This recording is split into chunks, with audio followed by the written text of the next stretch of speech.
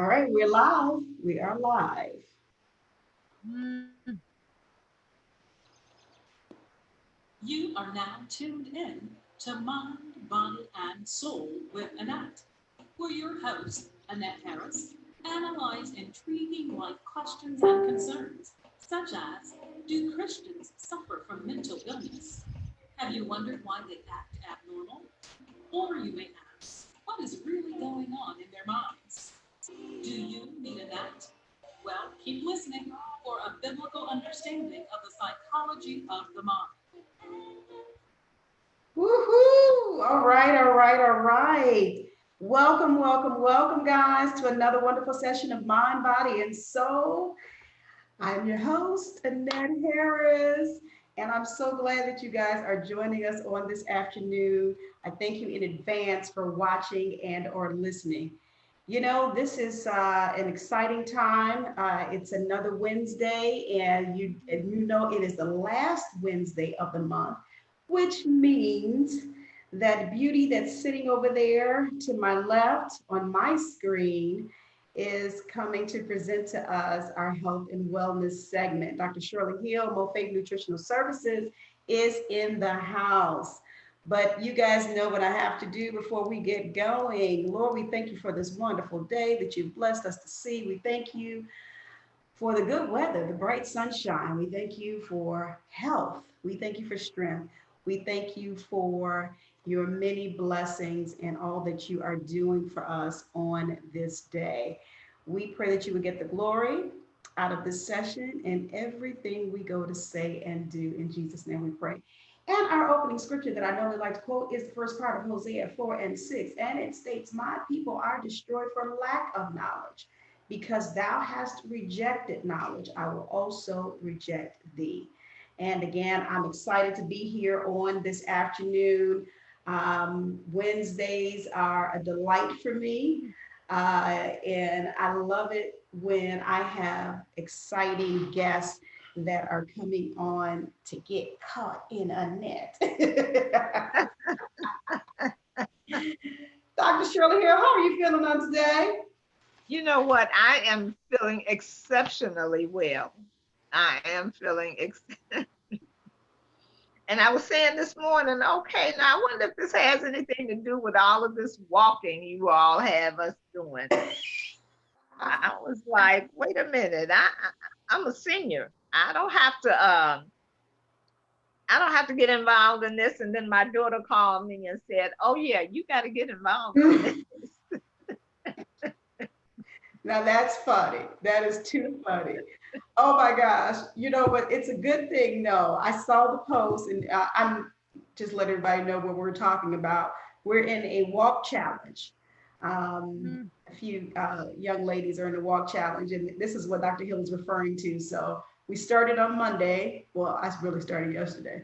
But it actually, and I'm glad that I'm doing it because I mean, it adds to my exercise because that's not the only exercise that I'm going to do. But I was out walking yesterday, and I'm like, my, this feels good. I was Yes. saying that, yeah, I was like, this feels really good, and it's a way for me when I go walking anyway. It's a way for me to clear my mind and just kind of block everything else out, and just kind of get in touch with the Lord and get in touch with my body and everything. So it's working. It's working something good for me. So I'm going to keep this up. And Yeah. Yeah. you agree? I agree. I had been walking before, and so I had been walking I was about 22 blocks. I would just do my walk, and then I had missed about a week or so, and then that's when they came up with this challenge, and I'm thinking, I this is not something that I have to do. And so, you are but of too course, funny. Miss Bossy Brandy, she told me, "Oh yeah, this is something that you have to do."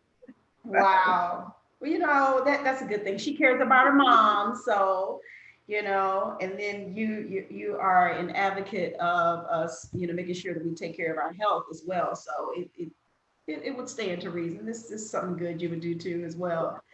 So, guys, I'm excited today because Dr. Hill is, she's going to talk to us about, and let me get this exact title. A shout out to my assistant because the verbiage that she put on the post was like, I was like, whoa, okay, I like this. Suicide by consumption. This is the post. And she said, how did that phrase make you feel? She said, made you think? Okay, good. So then Dr. Hill's talking to us today about sickness and disease can't take your life. You lay it down. And I know that on my promo vid, I said, it's your choice. It is your choice. So when Yeah. Dr. Hill comes to us and talks to us about our bodies and everything, and when she does her own separate live feeds, it's still your choice, but she's given us good information. She really is. And I, again, appreciate everything that she does for mind, body, and soul, and all of you. So let me do this. Let me do some recognizing over here, and then we can get started because I'm eager to learn what God has given you so that you can share with us on today. I see here on my watch party, Darian Williams. I see Elise Crawford, Joe McCord, Mother Harris, Michael Lampley, Mother Pritchett. How are you, beautiful? Thanks for watching. Lady Iris Reed, I appreciate you.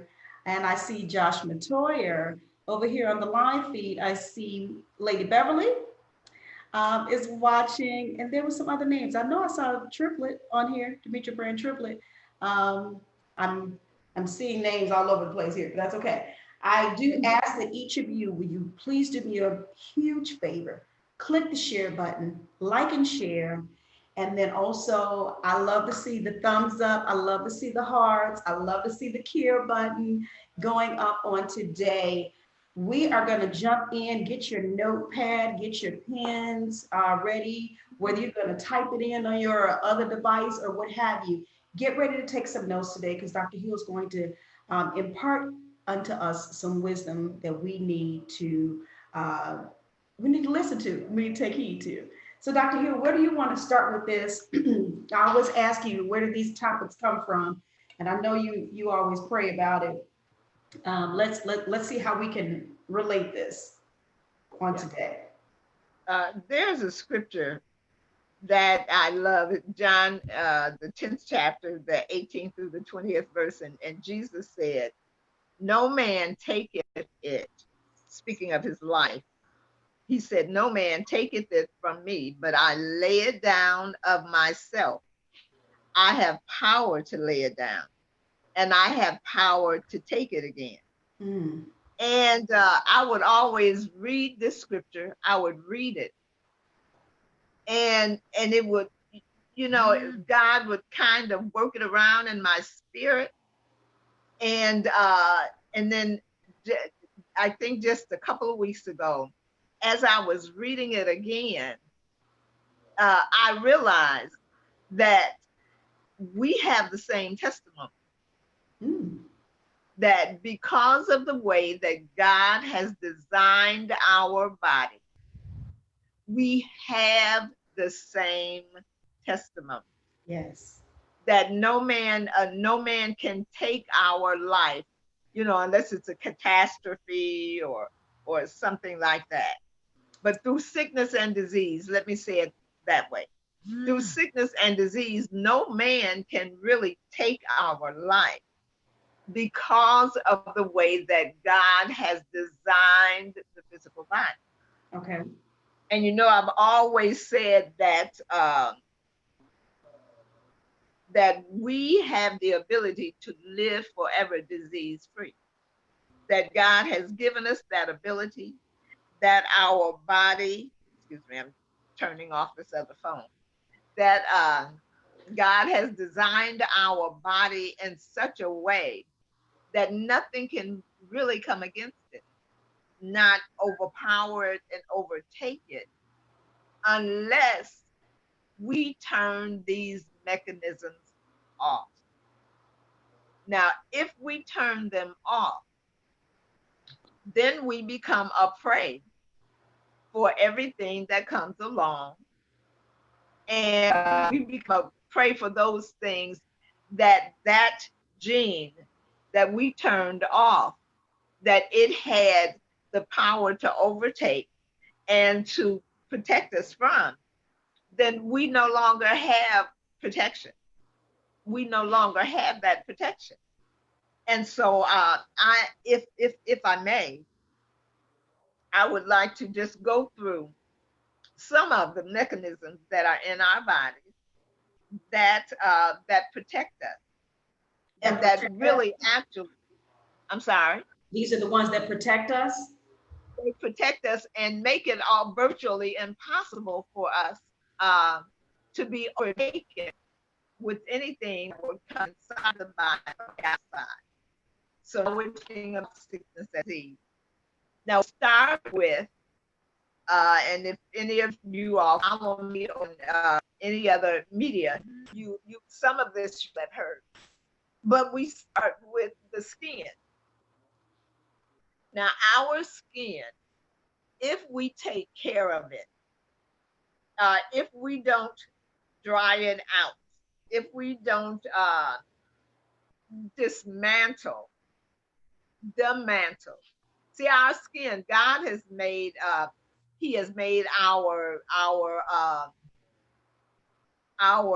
we produce, our skin produces, and I'm trying to think of our pores, and that's not the word I was looking for, but our skin produces chemicals that protect us. You know, they produce chemicals that protect us from those things. And when we walk out our door, we're walking.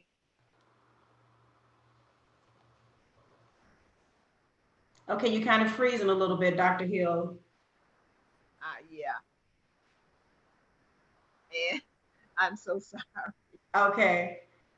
When we walk out our door, we're going to walk into bacteria. We're going to walk into viruses. We're going to walk into something that is in that air. And if it was not for the chemicals that our oil glands and our sebaceous glands and all our sweat glands that they produce that covers the outside of our skin, then we would have been dead a long time ago.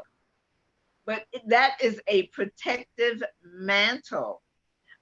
Those glands, they produce toxins and poisons that destroy anything that comes, that lands on this skin that might enter the skin and be detrimental to the body. And I do have an example. You know, we put up this tent for 12 years, right? And I would have to be there from like 6 o'clock in the morning until 12 o'clock at night. And everyone, because they would, mosquitoes would just, you know, eat us up. They would just eat, I won't say eat us up. They would eat everybody up. I drank lemon water. I carried with me at all times a bottle of water that had an entire lemon squeezed in that water. I never had to worry about the mosquitoes biting. I never had a problem with any flies, any nets, the mosquitoes, none of that. Because mosquitoes need sugar. It's not that they like sugar, they need sugar. See, we think they need blood, but it's not the blood that they're after, it is the sugar that we eat and fill our body with. And so they would just tear everybody up, you know, these mosquitoes, you know. And but because, and so my body, it took that I placed in it and produced those particular chemicals. And those chemicals were bitter. They were sour, like the lemon that I had placed in my body. And so that gave me an added protection. And so so we have the mantle of the skin. Any question? No, this is good stuff. I'm glad you broke it down. And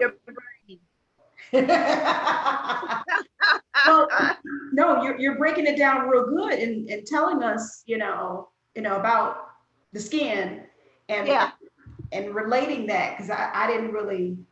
It makes sense. It's just making sense to me. So good. Okay, great, great, great. And let's see.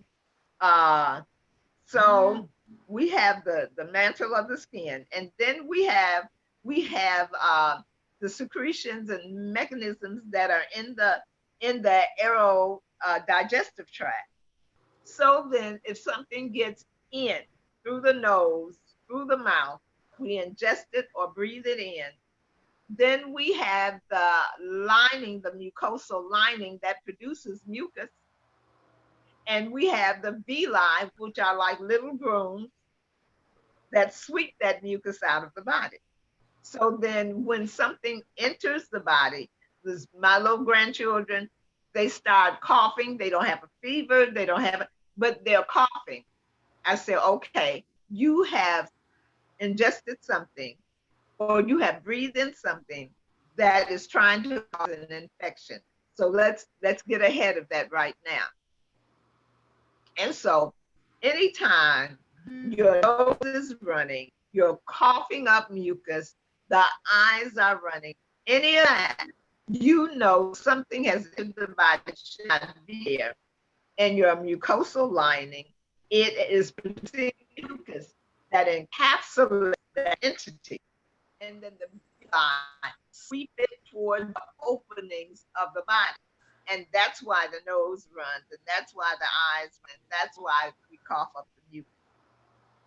And so that is our second mechanism. We good? yes. So I had the Okay. skin. We had the skin was the first, Uh-huh. and then the nose and the mouth. Yep. And then we have the villi and the mucosal lining. And so then we have, well, I don't want to go to enzymes next. So let's see where I want to go. The immune system. The immune system. We know that the immune system, that it has patrolmen, white blood cells, that seek out and destroy anything that gets past that aerodigestive tract. Anything that gets past that and gets into the body. Now it is the job of the immune system to seek that entity out and to destroy it. So they're the patrolmen of the body, white blood cells. I like the macrophage, the big eaters, because they are the community patrolmen, like our police officers that ride around on the bike. Mm-hmm. That's what the macrophage do. They patrol the thoroughfares of the body, looking for anything that does not have your DNA. And then when it does identify, it takes a bite out of them. And if there's a question there, then it sends for the T helper cells, which come immediately, take that little bite that he has, takes it back to the laboratory, and they perform DNA testing. And when they discover that it does not have your DNA, they immediately produce a toxin that is specific for that entity. So now let's say that entity is a virus, coronavirus. And so the poison or toxin or chemical that it would produce is called an interferon, because interferons, one of the things that the interferon chemical does is that it destroys the virus. It destroys viruses. And so then they take that chemical, that interferon, back to where that entity is being held. They have those that come along with it. The killer T cell, that killer T cell is Rambo. His job, his only job at the moment, is to kill this entity. And so, but he needs someone to suppress him. So a suppressor T cell comes along with him because once he gets riled up, he fights anything and anybody.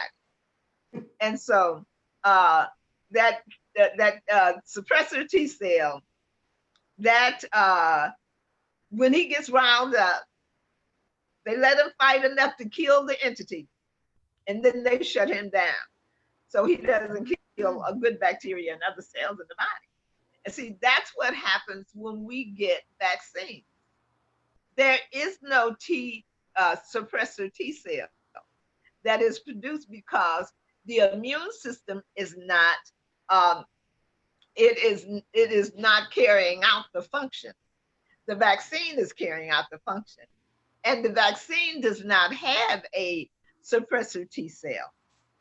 And so then what happens is that Rambo, that vaccine, it destroys the bacteria, the good bacteria that's in the gut, where 70-80% of our immune system is. And so as that vaccine, that chemical soup, destroys the good bacteria in the gut, then we end up with the yeast infection.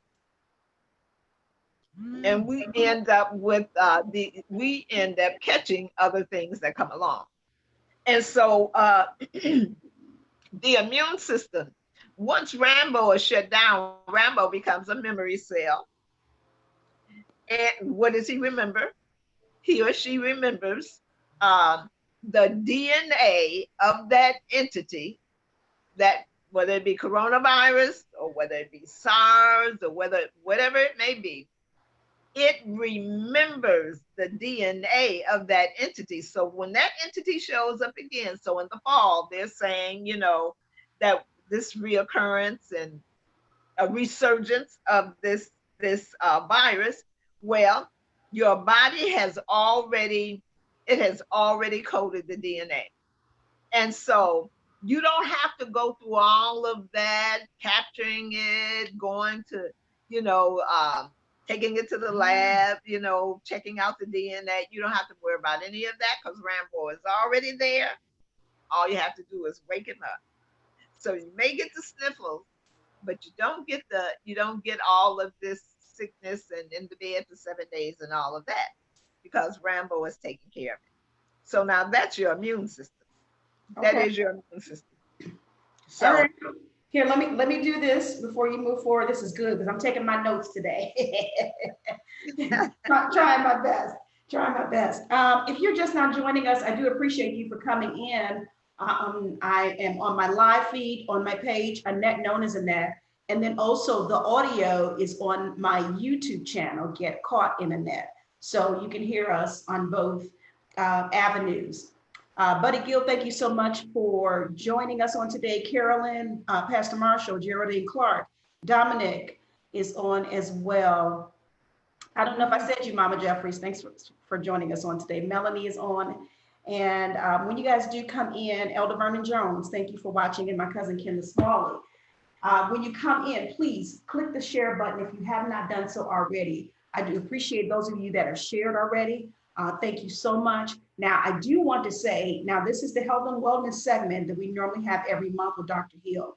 She does have a specific topic that she is discussing on today, but I want to, as we always do every month, is let you know that if you have any questions or comments on what we're discussing right now, or if you have any other comments on anything related to health and wellness, you can ask that on today. So I can actually, Dr. Hill, we really haven't done this in a long time, is open up the phone lines in case they want to call in. Yes. So if you guys want to call in, I'm going to verbally tell you the number.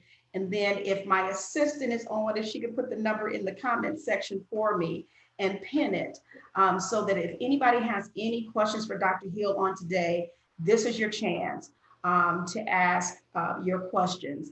That is 505-552-2638. Again, 505-552-2638. And again, Demetria, if you're on, can you please go ahead and throw that actual number in the comment section? in case anyone has questions or comments today. Sickness and disease can't take your life, you lay it down. That is the topic of discussion on today. And, you know, so many are faced with so many various conditions in their bodies, Dr. Hill. And it seems like it's more and more and more. Not only the COVID, you know, there are other things that people are facing and dealing with as well. So again, we thank God for you when you do come to us and tell us about ourselves and what we need to do. So you started talking about the mechanisms that protect in our bodies that protect us. And so you started out talking about, thank you, Sue, appreciate it. Pastor Lockhart, we appreciate you. And Darwin, I see you on as well. So you started out with the skin, and then you said the villi. Did I pronounce that right? Villi? Yes, villi. Villi. And the I may be mucosal. pronouncing it wrong. Sometimes I just pronounce these in the way that they spell. So, Okay. right. Okay. That and the mucosal lining, talking about the nose and the mouth. And then you went to talking about the immune system, the white blood cells, and it's just some of my notes I have here. But okay, and then you talk about that suppressor T cell. That was very interesting. Yes. Rambo, was that Rambo? Rambo, yes. Okay. Yeah. Okay, so where do you want to go from there? Well, I've already mentioned the interferons, the chemicals that protect us. But it's very interesting, the interferons. When an entity enters the body, say a virus, but it could be a bacteria or a fungus. But since we're dealing with virus, we'll say virus. When that virus enters the body and it infects the cell and enters a whole cell, that whole cell will send out interferons. It will send out more interferons, and it will send it out to the surrounding cells so that they know that there is danger and there is an entity and or virus that has entered the body, and that they need to, before they even see it and know it, or you know, that type of thing, they need to start making interferon to prevent that virus from entering their cell.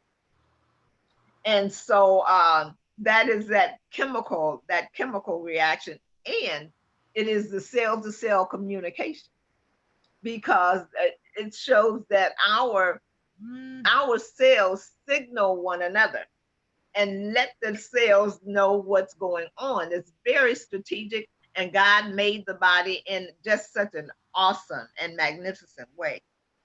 And so then how does the body know these things? You know, how is it that it lays, you know, dormant, lays the cool, you know, the immune system until something enters it or it comes up against something, and then it's ready to go to do its thing all over again? Well, we have the DNA. Everybody knows about the DNA. The DNA, there's the DNA in almost every cell of the body. And that DNA is specific to that cell of the body. So that, and that's why our fingernails don't grow toenails and our eyebrows don't grow hair from, you know, this long hair that we have on our head. All the cells are specific, and the DNA is specific. And the DNA, it gives the instructions, you know, it has the instructions. And it's very accurate in telling the body what to do, how to do it, who's to do it, and when it is to do it.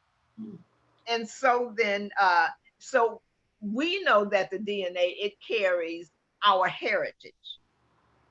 You know, I look like I'm the only child, grandchild, third generation that looks like my great grandmother, and I always wanted to know who I looked like. And so one old man, he was then probably my age now, and we were at a family reunion, and my aunt said, Do you know this? You know this young lady right here? Whose daughter is this? And he said, oh, I don't know. And then he took my hand and turned me all around and looked up and down from my feet to my head. And he said, I don't know who she is. He said, but I know she looked just like Sister Eula, all the way down to the sides of her feet. And so I said, okay, that's who I look like. You know, from this widow's peak all the way down to then my 4.5 shoes. So I was happy. But the DNA does more than that. The DNA, it helps, it reminds the cells of what they need to produce and how they need to produce it and how much they need to produce it and all of those things when we become when we have contact, come in contact with any of those things. And so that is one of the reasons why a virus cell and a cancer cell, it needs your DNA to infect you because it doesn't have a DNA. Cancer cell virus, they don't have DNA, they have RNA. RNA is the instruction, but they don't have the ability to carry out the process. And so they need your DNA. And so, I want to remember these things that I'm telling you because there's something that is so awesome when we start dealing with food. So I hope this may sound a little boring, but I want you to understand we'll get there. You know, we'll get there to the exciting part. And so then we have our genes. We have our genes that carry and protect the DNA because the DNA cannot be all willy-nilly out in your body, in the cells for anything to come along and attack it. And so then your genes, it is lodged in your genes, and your genes protect your DNA. And then we have telomeres that protect our genes because telomeres, we know they're like the caps on our shoestring. And as long as those caps are long, and as long as they protect the ends of the shoestrings don't fray. And that shoestring can last forever, as long as that cap stays on the end. Well, it's the same thing with the telomere. The telomere cap the ends of your genes that protect the DNA. And as long as those telomeres are on the ends of the genes, the DNA is protected and the genes are protected. And those telomere, when they began to shorten or fray, or shorten, they cause the genes to fray and your lifespan shortens. And the length of your life is directly related to the length of that gene and that telomere that's on the end of those genes. And so, and then we have an enzyme. We have an enzyme. Its purpose is to keep that telomere long so that we can live long and we can live strong. We can be healthy. And so I hope, I hope it's not boring. I hope that this is giving us insight into how God designed the body, what he put in the body.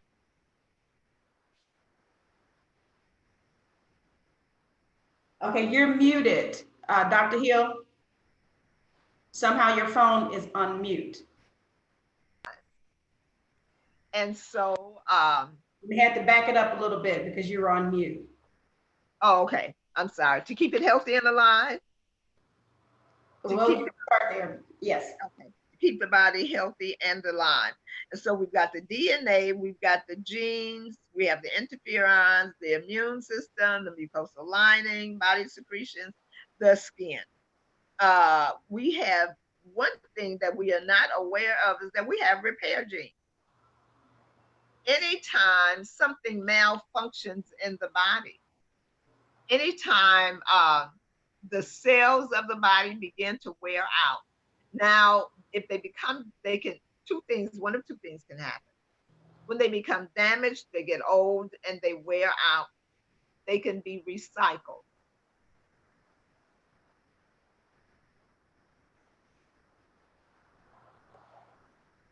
Can you hear me? I can. Somehow your phone keeps Okay. throwing you back to mute. So if you see me do this, then that means you've gone to mute again. Okay. Okay. Okay. Uh, so then we have a recycling process in the body. And that recycling process is called autophagy. And autophagy is where the body takes old, worn out cells, any entities that have entered the body, like viruses or bacteria. Um, it it repairs and rebuilds rather than, so those things that should be thrown, that would be thrown in the recycle bin or would be thrown away, the body takes them and recycles them and make them new again through the process of autophagy. And so that prevents you from getting sick and disease, because that which is wearing out and getting old and that which no longer functions is recycled again, and the body makes it new and reuses it through the process of autophagy. So, and those are the repair genes. They facilitate, they take that recycled material and they repair the tissue, cells, organs, and systems of the body. And so then we have, and I've talked about the telomere and I've talked about the genes. And so I think that's pretty good. Okay. Because all of that right there, it should give you an idea of why the body should never get sick. Yeah. It makes never sense. get sick. It should never wear out. And all we should do is make our transition. So we should be born, grow like Jesus did, and then we should carry out the assignment that God has given us once we have identified it. And then when we finish our assignment, then we should, if we want to get up in the bed or whatever we want to do and pull our cover up and ask for our children and grands and great grands to come around us, bless them, and then raise our hands and go on to glory. Sickness, disease, maladies, and all of these malfunctioning parts, they should never be a part of our experience, because the body is made in such a way until it's self-maintaining, self-sustaining, self-repairing, regenerating, and all of those things. So, any questions? All right, let's look here. Let's look. That was a very good. I'll tell you this. I know you say sometimes it may sound like it may be a little bit boring, but it's not, because you've given background. And I know a lot of times when you do that, you're going somewhere with it. So we need to understand and know background, and you lay that out perfectly. It makes okay, great. Because our bodies are made. That's how God made us, to repair, Yes. Regenerate and all of that. And once we understand that, then we can move forward correctly, if you will. So let me look over here. This is some good stuff, guys. Demetrius Hunt, Michelle Thomas, Jamone, Milton Thomas, Demetria Pitts. Thanks for making it, sis. I appreciate you. I know she loves to hear you, Demetria Pitts. So I wanted to make sure that she was tagged on today. Lady Beverly says that DNA and RNA will preach. Karen Peterson is on, Apostle Miles, Gloria Martin, and Sue says it's fascinating. But yeah, guys, again, make sure you click and share this live feed as well. And then the audio, again, is on the YouTube channel right now. The video will go up after the show. But if you have any questions on what Dr. Hill is talking about on today, or if you have any other health-related or health and wellness-related questions, please make sure You throw them into the comment section, but I have opened up the phone lines. Area code 505-552-2638. Again, 505-552-2638. And I've pinned it in the comment section so that you will be able to grab that number if you want to call in and talk to Dr. Hill on today. You have a question that you want to ask her real time, and you may do that on today. So, Dr. Hill, you said we really don't have an excuse. Right. You laid it out so nicely. We just should just live, and then when it's our time, just okay, that's in a perfect world. But this is why we have Dr. Hill here. Buddy says Dr. Hill explains the science of our bodies in such a way she leaves little room for questions. He says, "Carry on, doctor." But yeah, this is good stuff. Oh yeah, thanks for saying that, Demetria. If anybody is on the watch party, there are a couple of watch parties going on here, and you have questions or comments, please make sure that we see them over on the live feed, or again, you can call in 505-552-2638. Hey, Sister Crystal, thanks for joining us on today. We appreciate you. Today, Dr. Hill is talking about sickness and disease can't take your life. You lay it down. So it's your choice. It's your choice. Again, we all know that we have a responsibility in our bodies. So let's listen to Dr. Hill as she instructs us exactly what to do. I'm gonna, let's see. My question was, okay, you said we really don't have an excuse, honestly. Yeah. But then we do see so much sickness. We do see so much disease. And I know that a lot of it is attributed to what we consume and what we do, in our bodies or with our bodies, if you will. How can we make this turn? How can we, come out of this? You may have individuals who are dealing with some serious illnesses. Yes. Now, how can we make this turn, become more observant of our bodies, become more observant of what God has intended our bodies to do? Can you talk to us about that? Yes, ma'am. And that's an excellent question. First, we have to educate ourselves.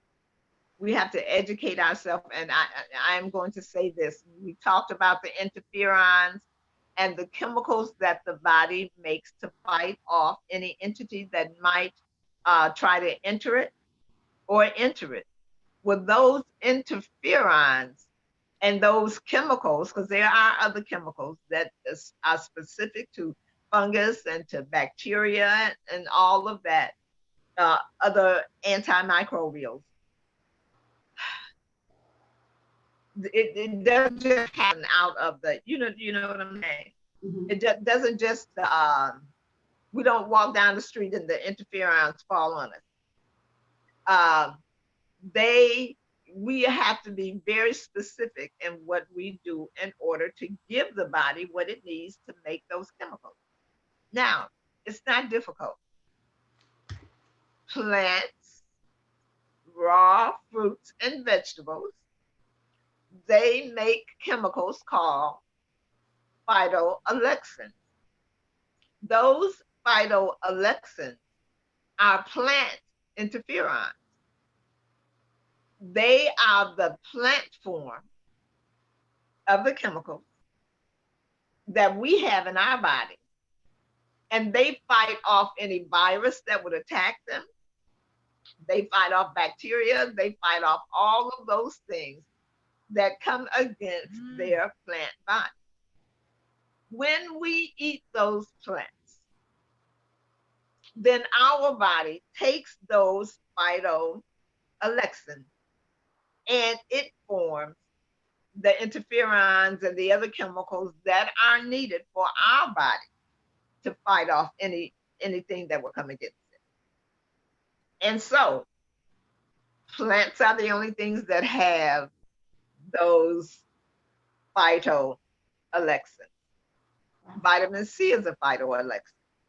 Now, vitamin C, we pretty much know what vitamin C comes in. The body used to make vitamin C. Why is it that that other animals make vitamin C and we no longer make vitamin C? Why? Well, we no longer make vitamin C because the gene that, let me say this, genes receptors. So genes have receptors on them, which is like the lock on the door, and then the plant has the key to turn the lock. Or it's like a light switch, a gene is like a light switch, and the phytoalexins that's in the plant, they have the ability to turn the switch on and off. So think about the mechanism of the lock and key, or the mechanism of flipping the switch. And that's when we're talking about your genes. Now, when we put the wrong things in our body, and they have the ability, they find a switch or a lock that they can jimmy, that they can alter it, they can make it work. Then they pick the lock. then what they do is they fill that lock with their own key. Now, or they turn the switch off. They turn the light switch off. So now, even though the plant may still have phytoalexin, or the enzyme that facilitates that work, the switch is off. The switch is off, the lock has been damaged, the switch has been broken, and so the phytoalexin can no longer enter, the key no longer works in the lock. The switch is broken, you can't turn it on. And so now the body no longer makes the vitamin C, even though it gets what it needs from the plant that has the phytoalexin. Yes. And that is because you're saying what we have ingested, because of the food that we have taken in. That's what has turned these switches off. And okay. Hijack. Yes. Yes. The food that we've eaten has hijacked. Okay. It has broken into the cell. Remember, we think about the virus. The virus, cholesterol makes it possible for the virus to attach to the cell. Now, why does it attach to the cell? It attaches to the cell so that it can break in the cell. So that it can, and in that breaking into the gene, hijacking the DNA, inserting into the DNA the RNA, which is its instructions for making more viruses. Now we're infected. And so we have to protect our genes. We have to protect the switches. We have to protect the receptors. All of those things are affected by the things that we put in our body. And all of them are chemical. All of them are chemical. So then it just depends upon what they have the ability to hijack and what they have the ability to break into as to what will malfunction in the body. So I always say the body there's only one disease. Now we have a lot of names for them. And those names, they have to do with the organ that is affected and how it is affected, but it's still the same disease. You have put something in your body that has caused injury, disease, hijacked your DNA. Something has gone in that body that is causing it to malfunction. or what the body needs to go in it. We refuse to eat it because we don't like it. And so the body does not have what it needs to carry out its function. Same problem. Okay. And the what we call an autoimmune disease. An autoimmune disease is not the malfunctioning of the immune system. It is the immune system doing its job. The job of the immune system, right, is to seek out and destroy that which is not self. The difficulty is the toxins, the poison, the entity that it is trying to get to destroy. It has now become a part of cells, tissues, and organs or system. And so now your DNA, in order to get to this entity, to destroy it, it has to destroy in the process the cell, the tissue, the organ, the system, to get to that entity to do its job. And so we say that it is the immune system malfunctioning, but the immune system is not malfunctioning. It's doing its job. We have just caused a situation. That's what, Ma, we got a situation here. we have caused the situation. Okay. So yeah. All right. I have a few questions on the live feed. Okay. We're still encouraging you all to throw your questions and comments in to the live feed, or hey, Linda, cousin Linda, thanks for joining us. Or you may call in 505-552-2638. Again, 505-552-2638 to talk to Dr. Hill on today. Lady Beverly says, what tomatoes do you suggest one uses when heirloom tomatoes are not available? And she did hashtag rainbow salad.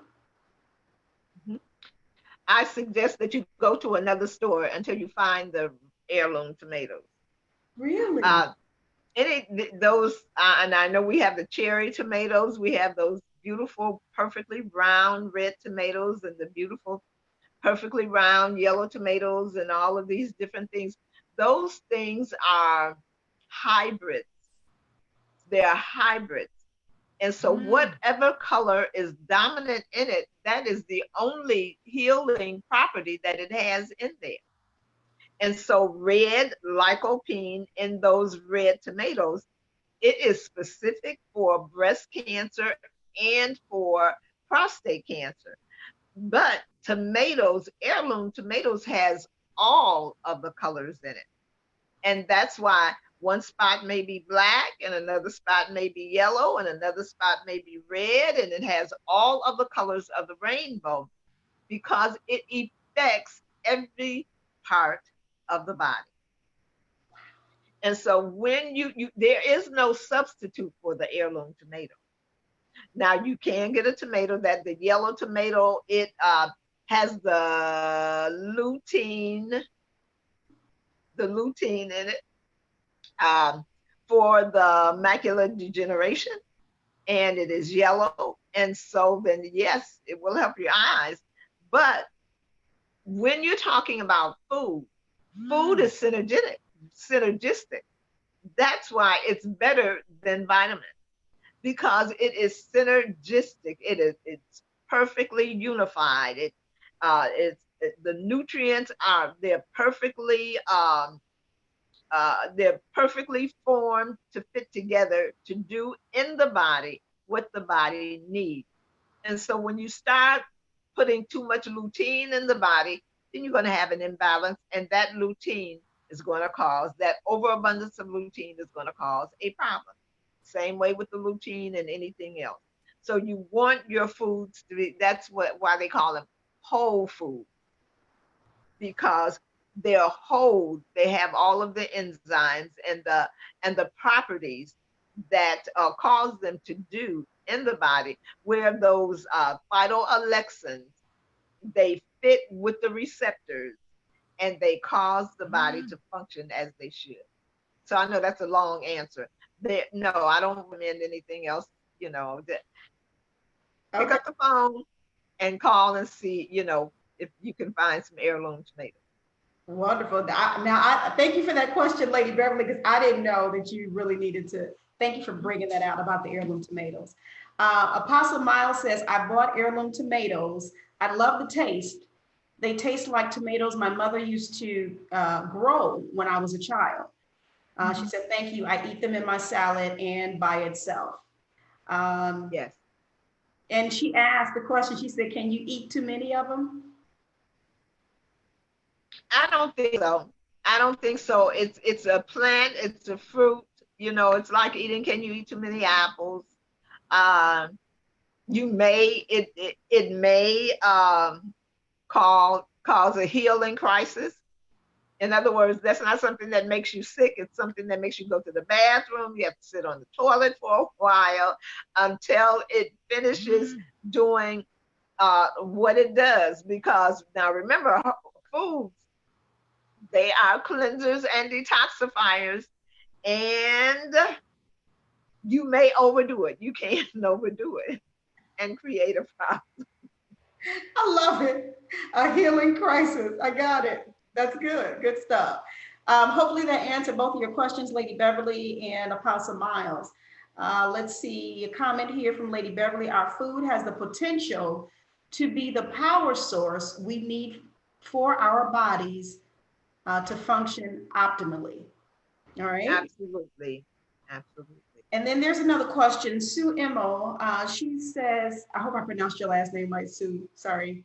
What is the connection between the food and the mood when we eat?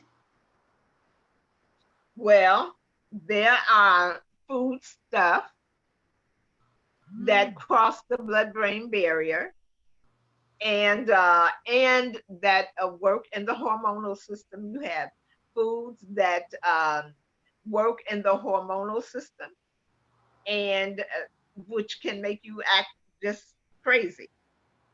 And if it's food stuff, if it's toxic chemical, it's the same with the brain. Um, there is if you look on your gum, if you're a gum chewer, or if you use those sugary mints that have the ingredients on them, you will find three chemicals. It's a phenolphthalein.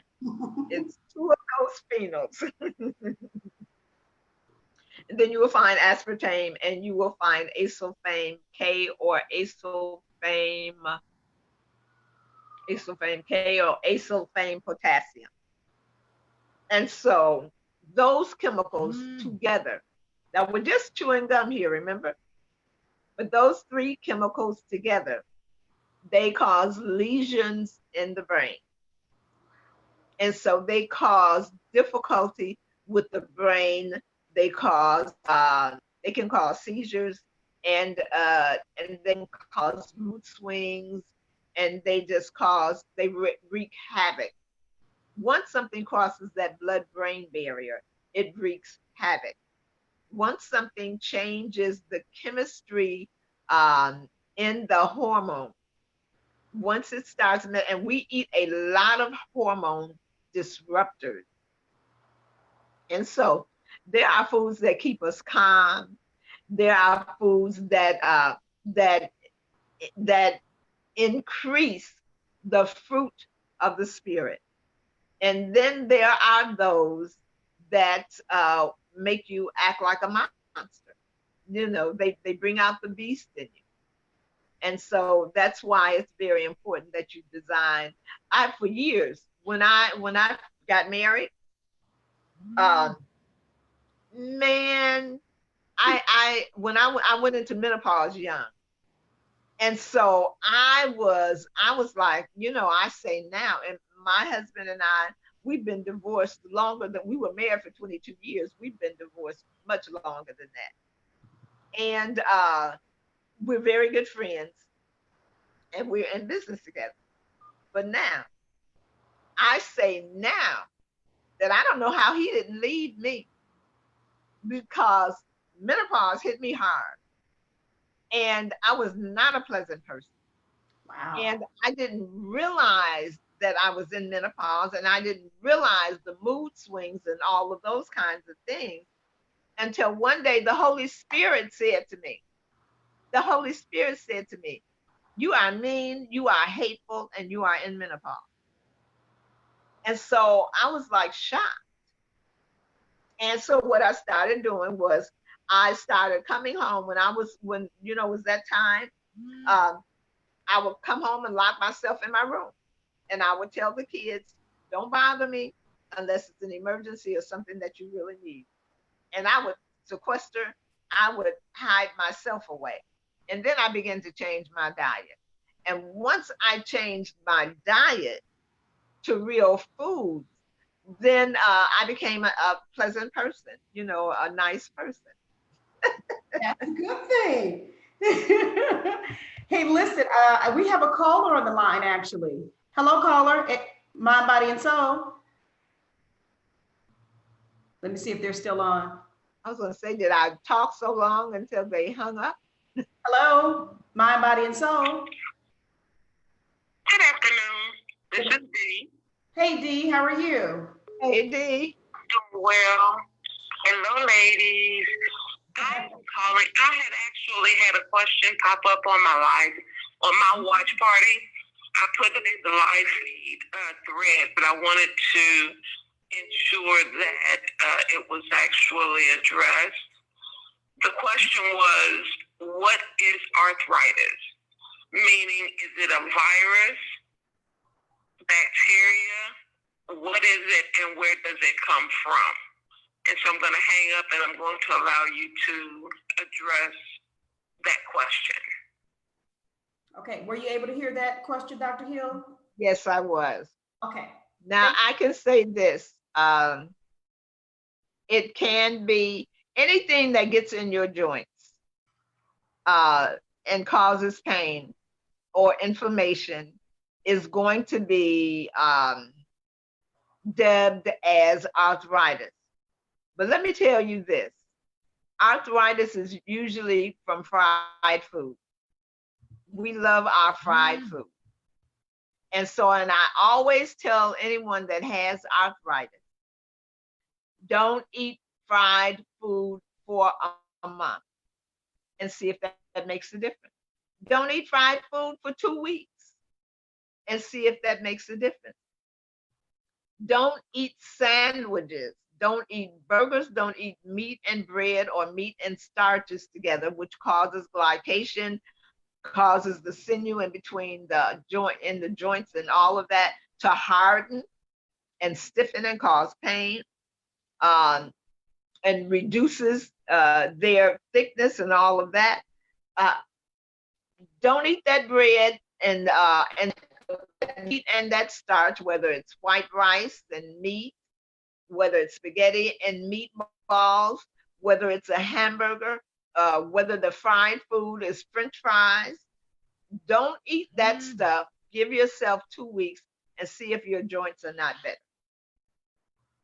And then if they're not, then you can start looking in other places, because maybe there's something that you're doing that is deteriorating the joint. Or maybe your medication. Now, if you're on medication, maybe you need to check the side effects or have someone check the side effects, because what happens is the side effects that they put on our bag, put on that little slip of paper that they send us, or that you see on the internet, unless you know where to go and look, then that's just the little minor side effects. But the real side effects, when you find the real side effects, usually they're worse than the condition that you were trying to get rid of. So try the fried food thing. Can you find out from that person if they eat fried foods, if they eat butter, if they eat pizza, lasagna, anything with meat and starches. And then, because then maybe I need to give them an answer in a different direction. Okay, all right. Dee, hopefully you heard that response. And whoever was the originator of that question. She wants to know if they actually consume fried foods and anything with starch. Okay. Because she wants them to try staying away from the fried foods. And if not, then she'll have to tell them something else. So, excellent, excellent. Let us know if that question was answered for you. Hopefully your question was answered as well, Sue, about the connection between the food and the mood. And let's see, Apostle Mouse says, thank you because I am known to overdo it. When I bite on the tomatoes, it gushes out of my mouth. What a good taste. I'm gonna have to make sure that I get some heirloom tomatoes. I think I want to have that experience. I'm okay. So let's see. Lady Beverly says, so wow. She said, wow. So comfort foods are not really comforting. No, they may be comforting to us, but they are not comforting to the people that have to deal with us. Wow. That was a really good breakdown, or thank you for being transparent about sharing what you went through when you were dealing with your early menopause, you said. Because some people, they probably just think you just, maybe they thought you were crazy or something, but you were really going through something physically. So they thought I was mean. They thought I was mean, and they were right, but they didn't know why. They didn't know they didn't know the why. Right. Okay. All right. Let's see here. Other questions. Other questions. Again, thank you guys. Hey, Anne Marie, thanks for watching. Big sister, we appreciate you. Please make sure, again, when you come into this live feed, go ahead and like and share, like and share. I see my super duper producer Earl is on, and my sister Gwen Gray for watching. I miss me some Earl and Wanda. I miss them over intellectual. Yeah. Actually, Yeah. in the studio. But God knows, we'll be back. We'll be back soon. But this is good stuff. So today we're talking, this is our health and wellness segment on Mind, Body, and Soul. We have it every fourth Wednesday. Sometimes we may have to change up some things, but with Dr. Shirley Hill of Mo Faith Nutritional Services. If you're just now watching, I'm just trying to wrap up, give you what we're discussing on today. Today's title, Sickness and Disease Can't Take Your Life. You lay it down. It is your choice. So Dr. Hill is sharing with us a lot of things that we need to understand, know about our bodies, and that way we will know how to proceed going forward, make changes, in our bodies so that we can be healthy. And I did actually inform everyone that if you have questions or comments, whether it's related to today's topic or anything related to health and wellness, you can do so. You can ask on today. You can type your comments, your questions in, or you can call in at 505-552-2638. Again, 505-552-2638. I see you, Evangelist Webster. Thanks for watching. Gwen says, Dr. Hill looks so beautiful, doesn't she? She looks gorgeous. She really does. And you know what? I'm just going to say this. This is a good thing that you look good. You know why? Why? Because if I'm going to go to a hairstylist, which is a matter of fact, my hairstylist just popped on here and her hair is all over her head, I don't want her to do my hair. So you're coming to us talking about our health and how we should, take care of our bodies, and you look great. So that's a good, you're a good example of what you're instructing us to do. Brandy, hey, Brandy, I was looking for you, girl. She has a question. She says, I think she had two questions. One was, to prepare for a fast, should I be eating 100% raw? How long is the fast? Okay, Brandy, how long is the fast, Brandy? And then she will give you a response for that. Well, let me, what's the other question? I'm sorry. The other question was, how do you feel about intermittent fasting? I'll answer that second question first while she's answering the first question. Okay. Intermittent fasting is for weight loss. Intermittent fasting. Now, I know there's a lot of things going around on the internet, and that it lengthens your life and, all of these kinds of things. But autophagy, which the Bible talks about, and your health shall spring forth speedily. Now, that is not because you haven't eaten for a few days, although some things do take place if you do it right. So let's say we don't eat for 3 days. We fast for 3 days. Well, that gives the immune system time to reset itself. And so when we're talking about fasting, we're talking about water fast, because healing does not take place during digestion. And so if we're eating intermittent fasting, we don't eat until 12 o'clock noon, or we don't eat until 6 o'clock, and then we eat our dinner 7, 8, and 9 o'clock at night, all willy-nilly and haphazardly. Then intermittent fasting, you will lose weight. You will definitely lose weight, and just the fact of your losing weight, that's going to lift your spirits, because you're going to think you're cute. And so, but it just does nothing for the healing. Now, you're going to feel better. But if you have a disease, intermittent fasting is not what you need.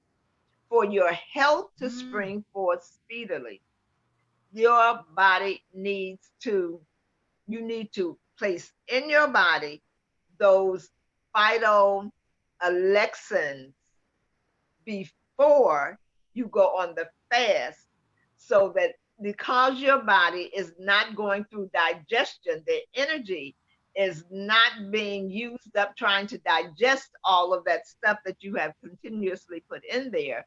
Now the body, those phytoalexins, they can combine with the healing processes of the body, and they can facilitate healing. Weight loss is just a matter of not reducing calories. And weight loss does not mean that, oh girl, you're getting so healthy. Oh, you're so healthy. You lost, oh girl, I am so much healthier. I lost 40 pounds. No, you're not. Because you were eating what you're eating before, and what you were eating before, it facilitated the disease. It's feeding the disease that's in your body. So you have to remove all of those things, put in the body what the body can use to facilitate autophagy, recycling, repairing, restoring the body back to life. And then that's the difference between intermittent fasting and true water fasting. Okay, good. That's a good breakdown. Brandy, hopefully she answered your question with that. Now, her response to her first question, so that you can answer, she says a 5 to 7 day fast. So should she eat raw, 100% raw for a 5 to 7 day fast? Yes, she should. Yes, she should. And drink 50% of her body weight in water ounces, and drink green tea. The green tea leaves, because if there are any viruses or bacteria in her body, even any cancer cells, the green tea cuts off the blood supply to the virus or to the cancer cell, and the body, anything that is lying dormant, hiding around in the body, because they are hit and hide conditions. That's why you've had it for 20 years, but it doesn't show up until 20 years later, and you're saying, oh, I just got cancer. No, you didn't. It was hiding for 20 years. And so that green tea cuts off the blood supply to those things. So you want to do your raw 5 to 7 days, drink 3 to 4 cups of green tea a day along with your water. Okay, and that's in preparation for the fast. That's in preparation for the fast. Wonderful, wonderful. Okay, I'm scrolling through, guys. Darcy, I see you. Auntie Sam, thanks for watching. Appreciate you. Let's see. They're all commenting how beautiful you are. Lady Beverly has Same a food. question. Hopefully that answered your question, both of your questions, Brandy. Uh, Lady Beverly says, what is the time frame for the body to reboot itself after eating sugary foods? After eating sugary foods, you got to do something after eating that sugary food in order to reboot the body. Okay. So ask her if she can rephrase her question. Okay. Lady Beverly, you can rephrase that question about the sugary foods and rebooting the body so that she can properly respond. She does have another question for you. Okay. What are your thoughts about moringa seeds and module dates? Moringa, MORINGA seeds, and module dates, MODULE. Well, the way that I look at food according to the color. Now we are every few years we have a fad. We have a fad product that comes to America. And that fad product, it does, just a myriad of things and heals a myriad of things, and it's just a wonder product.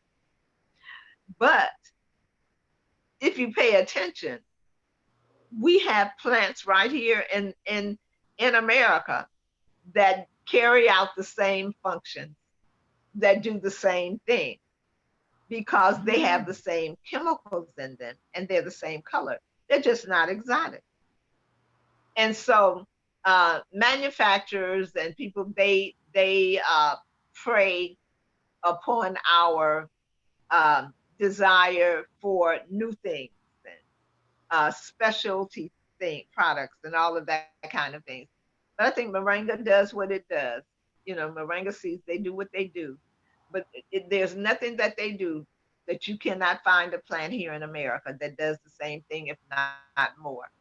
So that's my feelings. And so we pay these exorbitant amounts of money for these things when we could almost go outside our door and get something that does the same thing.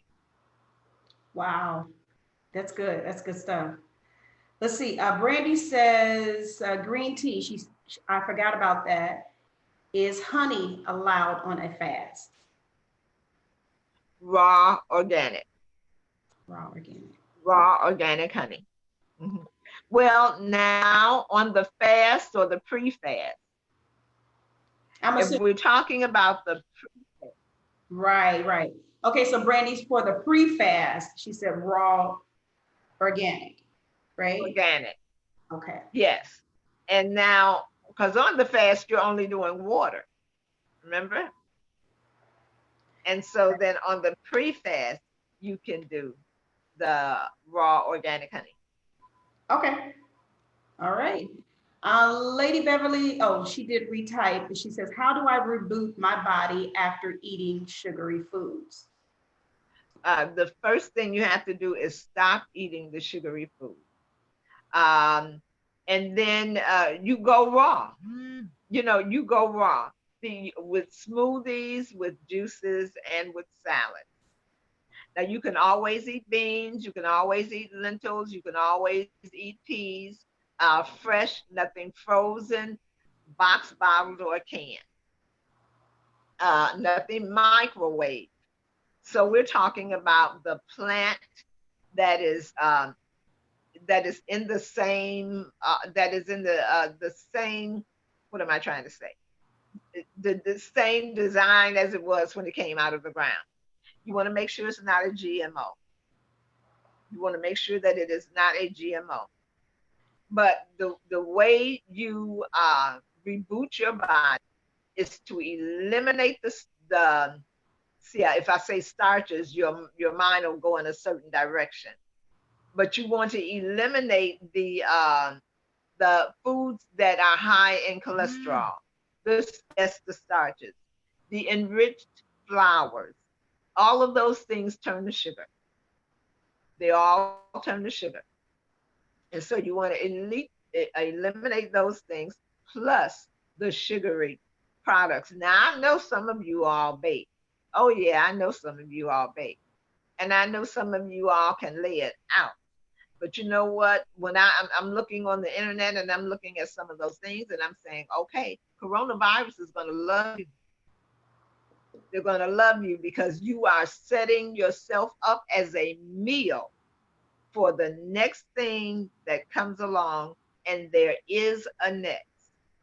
And so I believe we have now, Dr. Hunt gave us a time period. It was 3 months. He said, God said that we had 3 months to prepare ourselves for the next.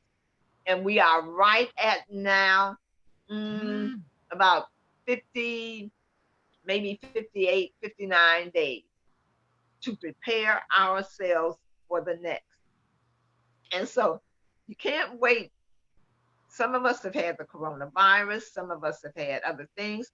Some of us have high blood pressure, high cholesterol, diabetes, all of those things. All of that has to be addressed.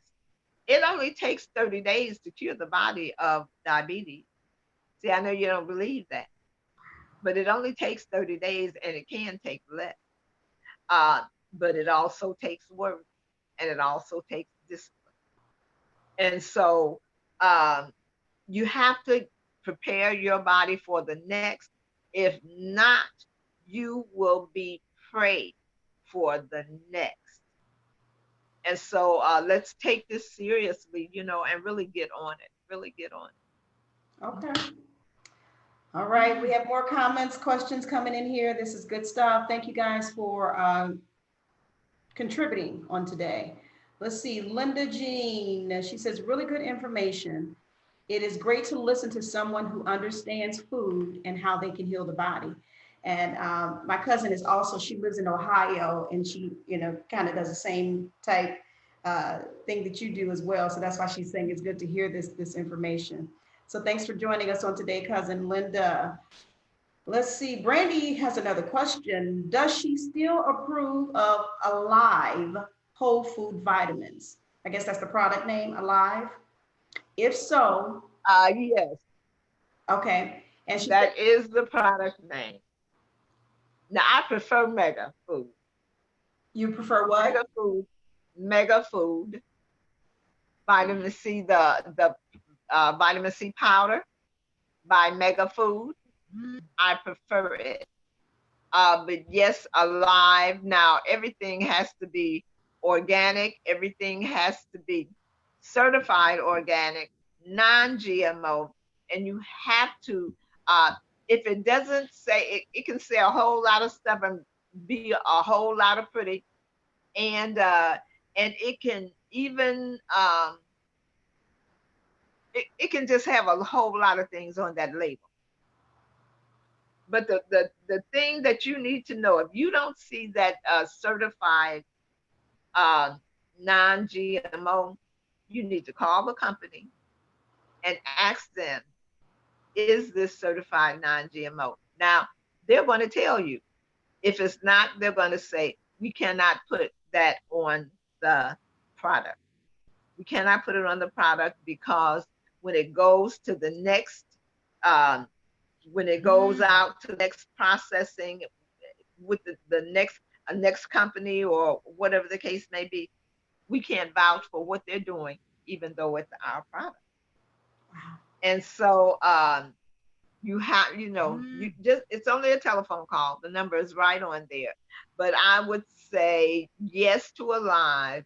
And there's a question in the back of my mind for reason, because I'm getting Alive mixed up with another product that I definitely said no, and I can't pull up that name. So if it's not okay with the Alive, I'm going to check before this day is over, and you all will know. Okay, because now she did have a second part of that question. She was asking about that, you know, particular brand name, but she also asked, how do you feel about the Alive protein shakes? It doesn't take the place of the Alive vitamin C powder. Two different things. Two different things, and I would not do it on the fast. I certainly wouldn't do it on the fast. And I would need to take a look at the ingredients because it may have in it, a product, one of the products that protein may be what's in the sports protein, and it is just not good. It's not good for the body. So let me hold off on giving a go ahead, because I don't know what's in that protein powder. But it's not a substitute for the vitamin C. Got it. All right, hopefully that answered your question, Brandy. Back up to talking about desserts. Lady Beverly says, so if I eat a dessert once or twice a week, am I okay?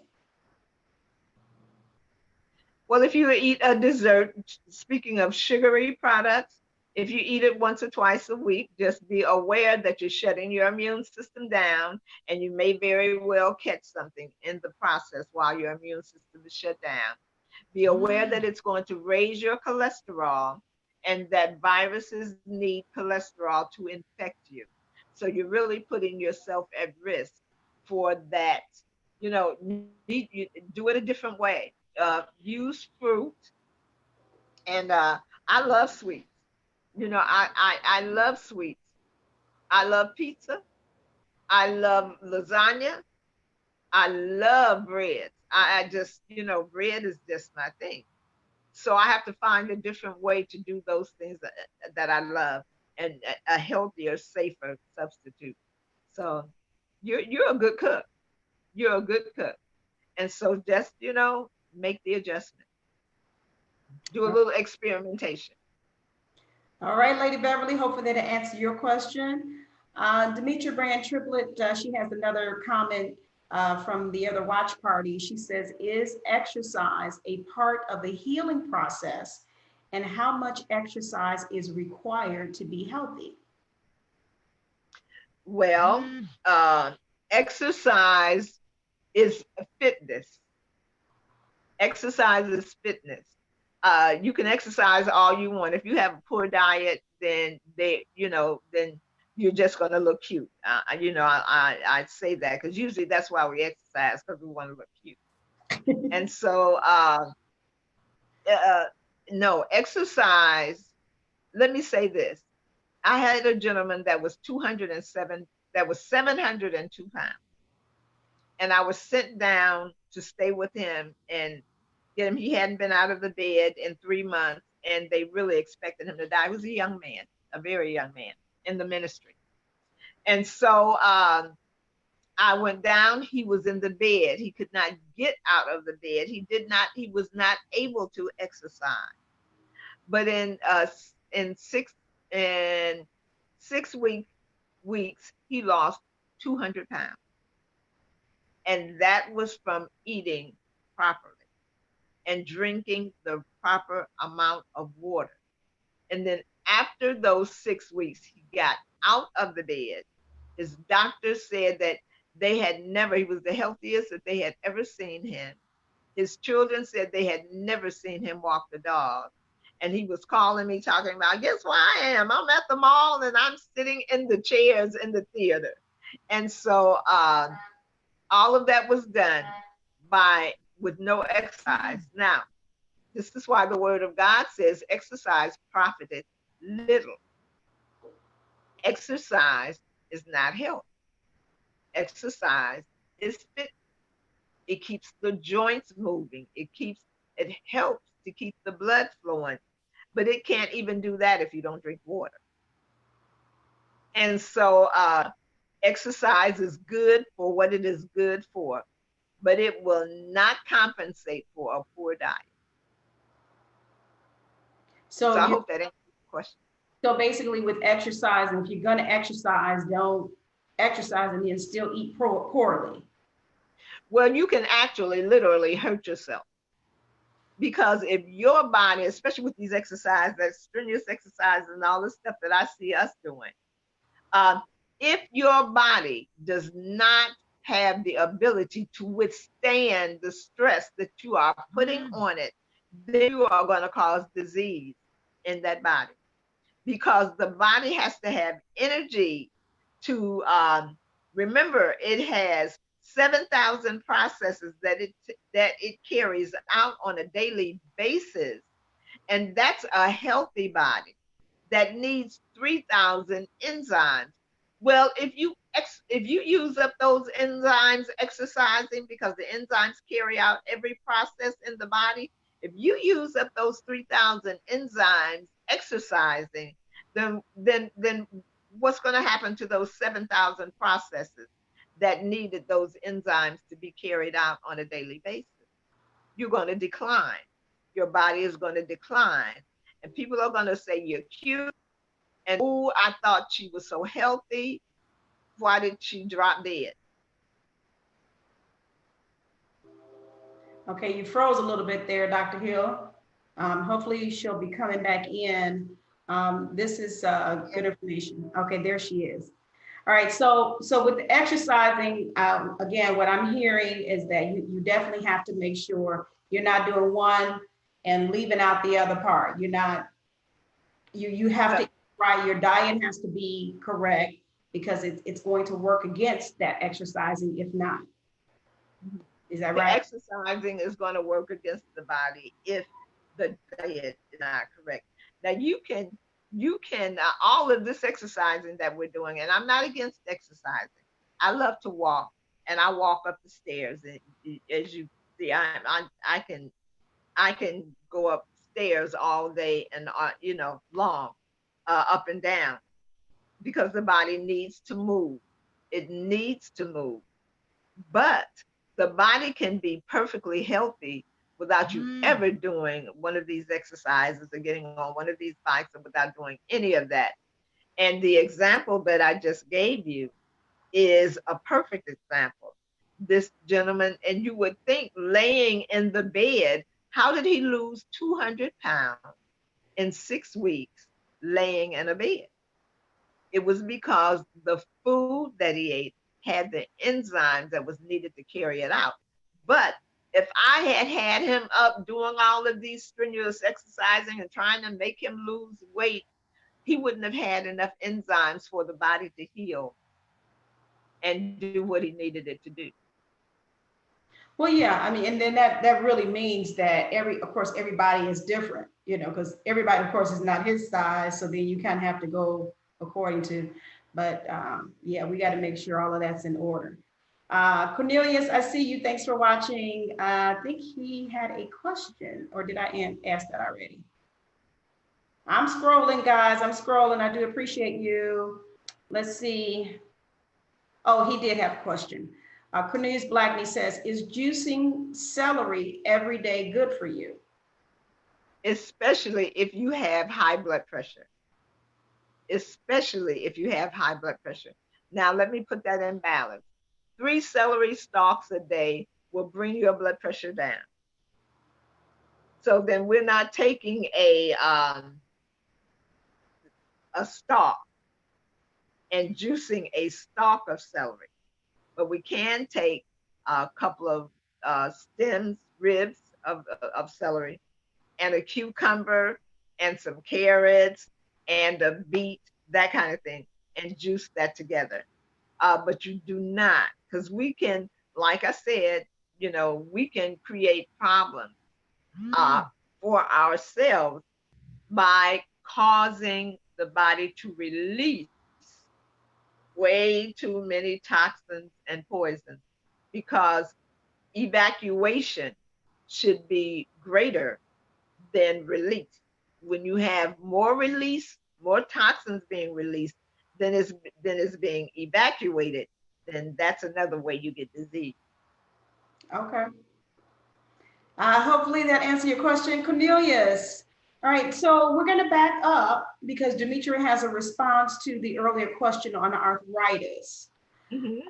The individual does not eat fried foods, but recently consumed spaghetti and meat. But they typically cook with olive oil and butter on rare occasions. Well, the butter is another thing that will contribute to that arthritis. Dairy, and I didn't say dairy, but dairy most definitely will contribute to arthritis. Now, if you like eggs, I like eggs. If you like eggs, they should be organic. The chicken should be grass fed, and all of those things. All of those it should be non-GMO, so forth and so on. And they should not be white. A white egg is not organic because chickens lay brown eggs. That means that egg has been bleached. And so dairy, dairy will contribute to that arthritis and that pain. Enriched flour, as I said, so that means bread, white rice. Some of us love our Oriental food that has MSG in it that creates so many problems in the body. And we like cookies. Um, we like cakes and pies. And we like these exotic dishes that we put stuff together and we don't even know if they go together. Fruit, let me see, watermelons, cantaloupes, and all of those things. They should be eaten alone by themselves. If you eat watermelon, you eat watermelon. If you eat cantaloupe, you eat cantaloupe. If you eat All right. You know, yeah, technology is interesting. So you all just bear with us because when she goes out, you know, hopefully she'll come right back in. But you can continue I'm on. here. Yes. And so you don't eat meat with yeah. The only thing you eat meat with is a good salad, a nice good salad. And so when you start eating meat with other things such as starches and whatever, you're going to get in trouble. You're going to have a problem. When you start heating meat on high heat, that not only does that contribute to arthritis and pain, but it forms acrylamides, and acrylamides cause cancer. Barbecuing, eating French fries. So there's if you really have a condition and you want to know um, how you can get rid of it and what's causing it, you really need a consultation. You need a consultation to identify, to pinpoint those things that you are placing in your body that's causing the condition. And then those things can be removed and you can put the things in your body that will cause your body to heal. Okay. All right. Thank you. Alyssa, I see you. And hopefully that answered the individual's question. Demetria Triplett. Rachel Gaston is on. Thank you. Hopefully you're still on. I see a question from her. She says, can you share information about heavy metals in our bodies and how to rid them by the foods we eat? Yes. Dark leafy greens. Unmute yourself, Dr. Hill.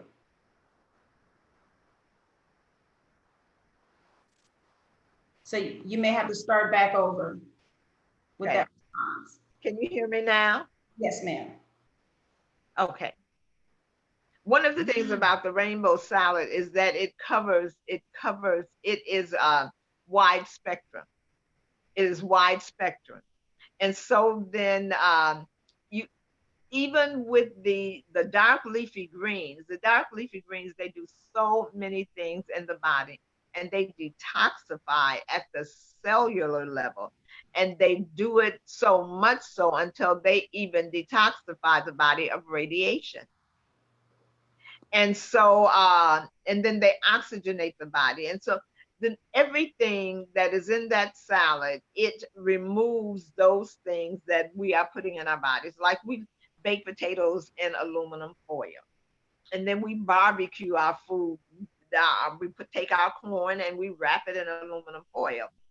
And then we use those shaker things, seasonings. That's what we call them, seasonings. They have aluminum in them. And so, the first thing is to identify where the metals are coming from, you know, where that toxic chemical is coming from, where the mercury is coming from, where those things are entering the body, what foods have them in them. And sometimes it's our medication.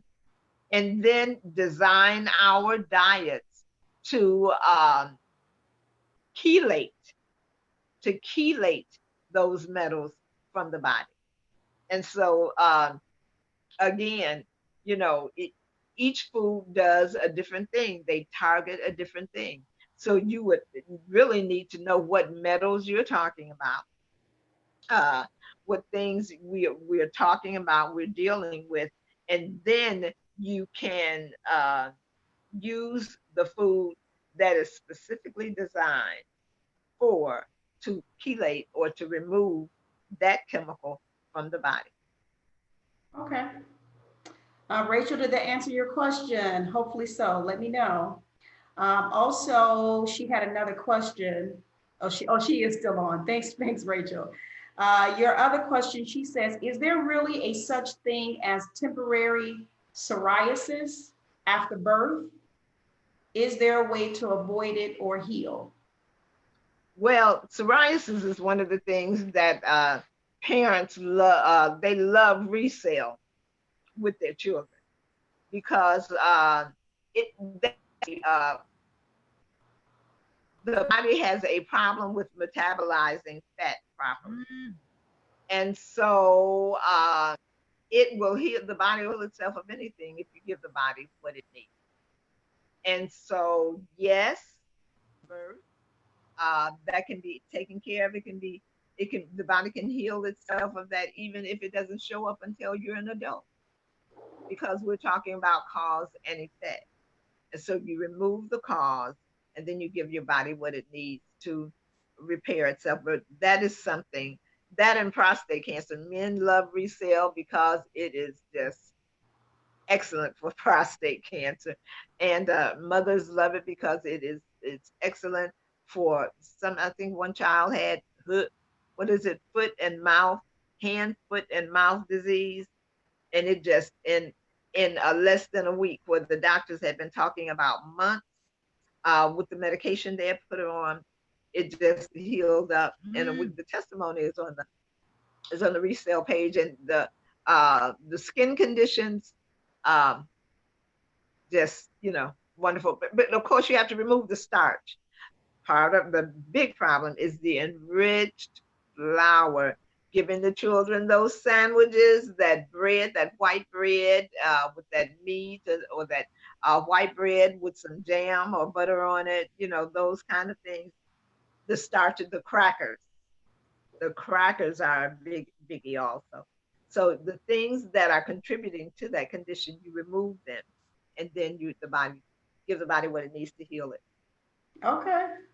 And I can attest to using that resale for some of my skin conditions. So, Rachel, maybe you need to contact Dr. Hill to try and get an order for yourself.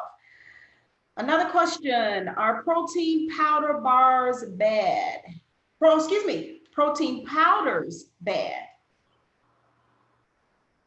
Well, they're very few that I recommend, and none of them are these protein powders that is promoted on television and on the internet and all of that.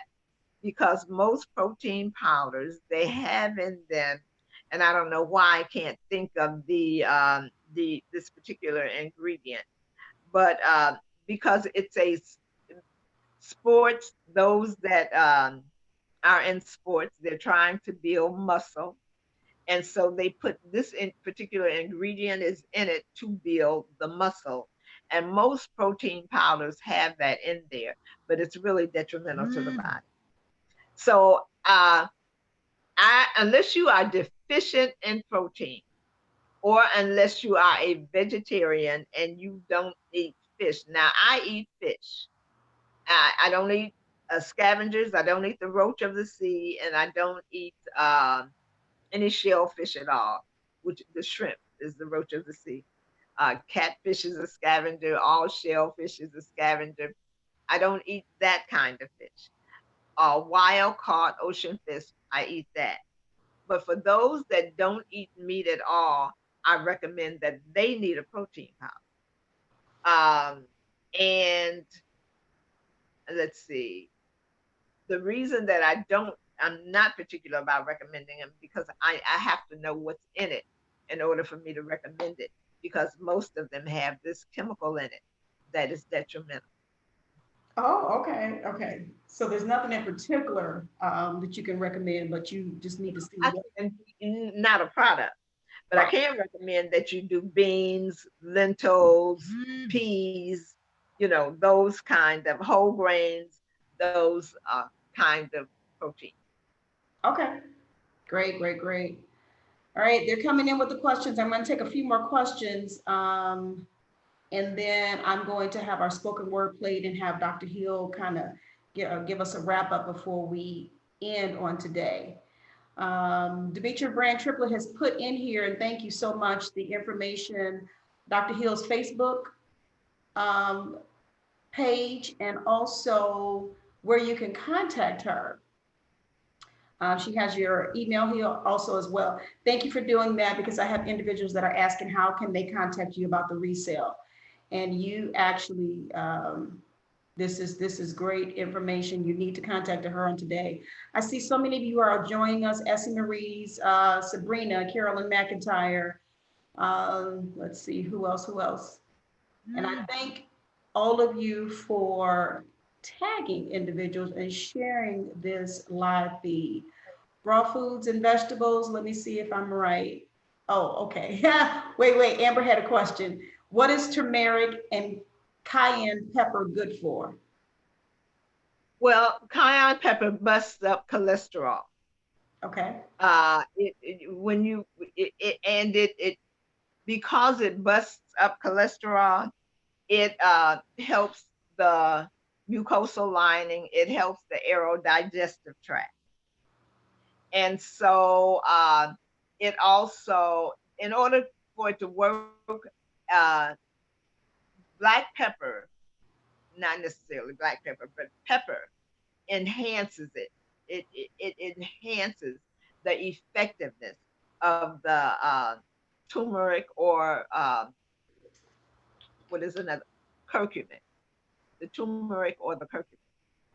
And what was the other part of the question? Well, she asked about turmeric and cayenne pepper. What is it good for? Yeah, cayenne pepper will enhance the effectiveness of the turmeric, but it also busts up cholesterol, so that the cholesterol can be removed from the body. Got it. All right. And so It does a whole lot of things, but those are two very good things. okay. Her other question is, what is the best way to get enzymes? Enzymes are only found in raw foods, raw fruits and vegetables. And so that's the best way and the only way to get them. Now, if you go to the health food store and you think you're going to buy some enzymes, remember you need 3,000 daily. And if you find a product that has 3,000 enzymes in it, please let me know. Good. Yeah. So Brandy tried to respond, and Brandy, you had the right answer. Let's see. Apostle Laguerre is on. Thank you for watching. I'm Apostle. scrolling back up. Cornelius Blackney had another question. He said, is sitting in cold water healthy? Cold water shocks the system of the body. Room temperature water is better, and hot is better, because especially, so in other words, I'm saying sitting in cold water shocks the systems of the body. Even when you drink ice water, it shocks the systems of the body. But now, if you want to help heal the body, let's say you have a virus, you have a fever, you caught something and you have a fever. Sitting in hot water, a hot tub of water, and I always put a little vitamin C, about 1,000 milligrams of vitamin C in there. It comes alongside the fever, because the fever has a purpose, and the fever, it heats up the body to rid the body of the entity that has invaded the body. So when you get in a hot tub of water, that comes alongside of the fever. It helps the fever to heat up to the temperature that can effectively destroy that entity. And then you get out, get in bed. When you wake up, you should be be fever free. But cold water, ice water, and I know that's a sports thing. That's a thing that is sports, and men are doing it, and I don't know if women are doing it, but some things are just fads. Some things are they're just fads. All right. Now you all, I'm laughing at each and every one of you all because I asked you in the beginning to start throwing your comments and questions, and you all do it at the 11th hour, but that's okay. I appreciate you. I have somebody barking at me. They want me to make sure I ask their question. So let me read this long thing here. A superfood elixir, supposed to replace morning coffee. It has mixed cacao powder, turmeric, MACA powder, cinnamon powder, cayenne, black pepper, coconut oil, raw honey, stevia stevia, and is supposed to aid mental health, enhance mood, reduce inflammation, raise energy and strength, and normalize blood sugar levels and rev up metabolism. And then the question is, does this sound correct? Do you recommend this instead of coffee? Uh, I don't recommend anything instead of coffee. I think coffee should be banned from the planet. I don't recommend that instead of coffee, because all of those benefits that you named is what um, each one of those products do individually. But the difficulty is, what reaction are you going to have when you combine all of that stuff together? That's a lot of stuff, and that is a lot of stimulating stuff, and it is a lot of stuff that releases toxins and poisons. And if someone has high blood pressure and they take all of these stimulants at one time, what reaction are they going to have? What is going to happen? What's going to happen with them? If someone has had a stroke, and they're trying to regulate their blood flow and all of those things in the body, what's going to happen to them? And even if you have an underlying disease or condition, something is wrong, but you don't know what it is. And so now you're taking all of this stuff, when the safe thing would be to just eat foods in the manner that they should be eaten for the conditions that you have. Nothing takes the place of food. And when you start taking all of those things at one time, see that list that you gave me, that list tells you what each one of those products do individually. So the manufacturer, the person that put that recipe together to make money, they put all of them in there together because they know that someone has this condition, this condition, this condition, this condition, this condition, this condition, this condition. And so I don't have to eat right. I can drink this 1 cup of substitute coffee, and it will do what all the foods that I'm not eating would do if I would eat them. So no, I don't, because there are too many. We have too many conditions.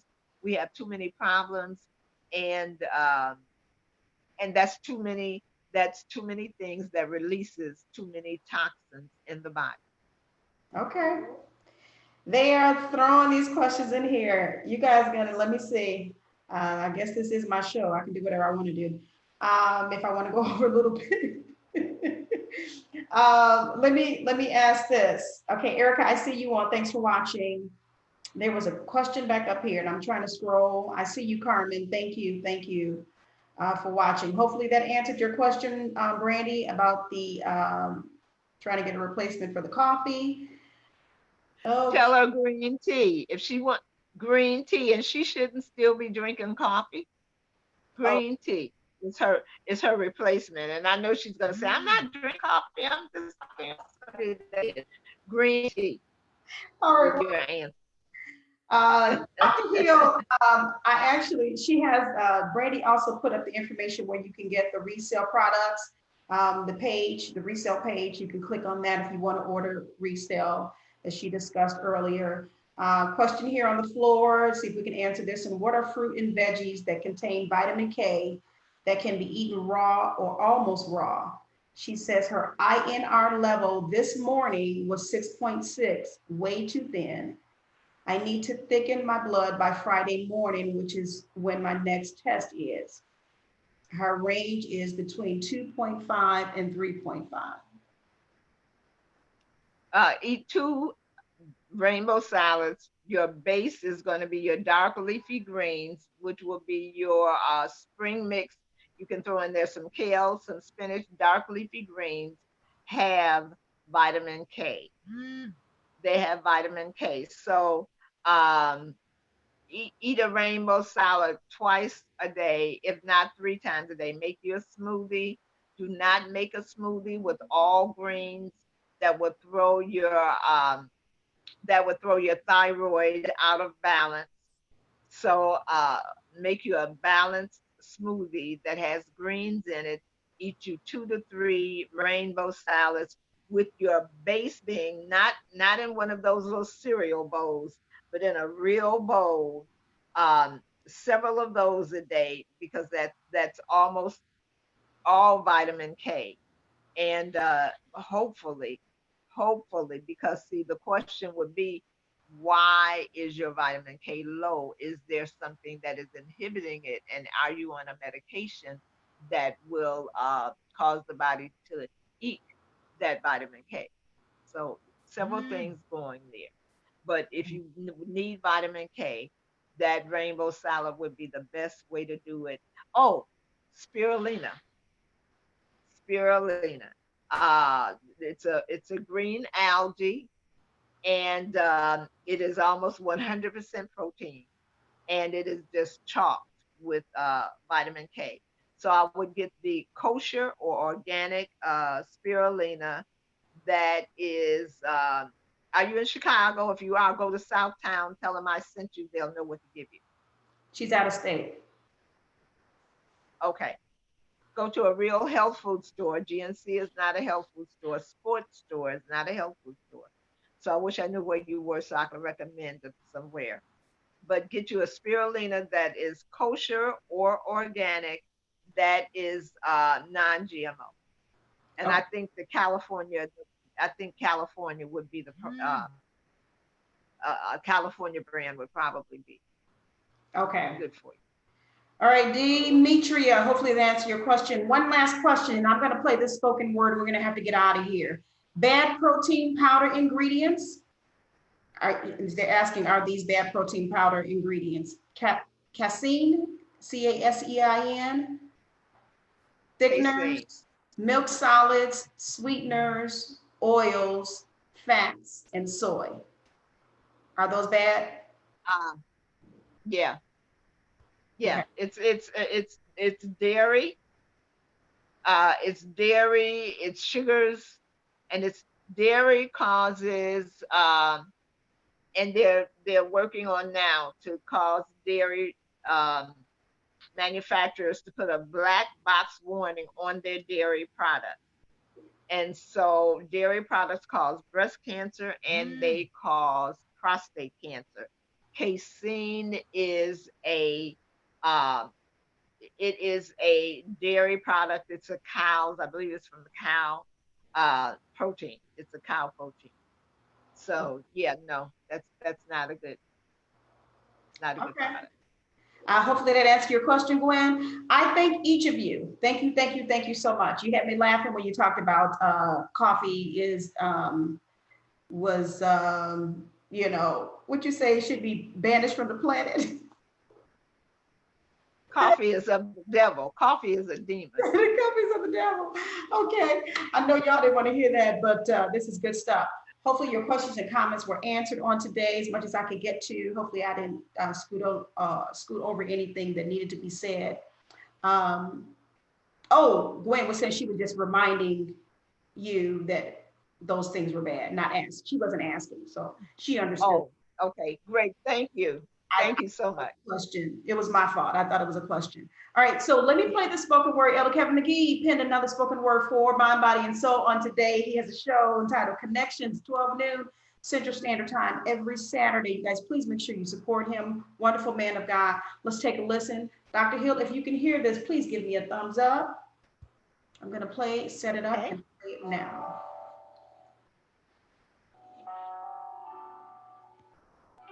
Five chicken wings, fried hard,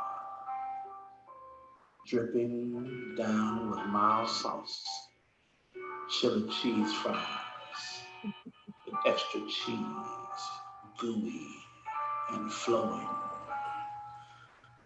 chased down with a large Coke, and to top it off, chocolate cake for dessert, double chocolate, killing you softly, killing you softly.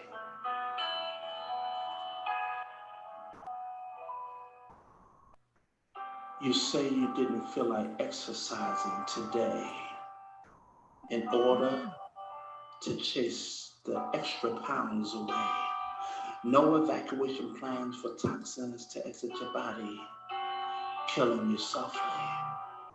Committing suicide by ingesting toxin-filled nutrients, satisfying appetites yet destroying the body, giving life to cancers, causing blood pressure to rise, killing you softly. Turning a deaf ear to what you hear regarding natural foods that will repair damage done, disregarding what God has provided, killing you softly. Yes, killing you softly. Your whole life comes down to this. You're killing yourself softly.